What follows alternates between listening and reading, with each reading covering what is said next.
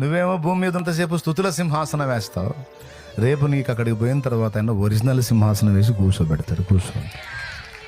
నేను చెప్పన్నా, నువ్వు ఏడుస్తావు, ఆ రోజు ఏడుస్తావు, ఘోరంగా ఏడుస్తావు.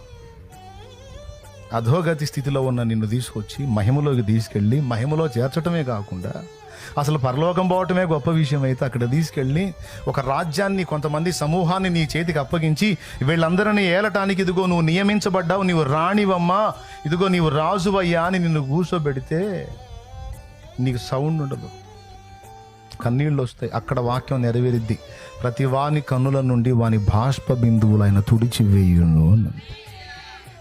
ఆనంద బాష్పాలు అంటారే, బాష్ప బిందువులు అంటే ఏడుపు. అంటే ఎందుకు ఏడుస్తావో తెలుసా? సంతోషం తట్టుకోలేక. అందుకే నేను అంతసేపు మొత్తుకొని చెప్పేది, తక్కువ అంచనా అయ్యొద్దు, ఏసైని తక్కువ అంచనా అయ్యొద్దు, ఏముంది ఏం ఒరిగింది అనొద్దు, బోల్డ్ అంత పనుంది, నీతో ప్రణాళిక ఉందని చెప్తాను.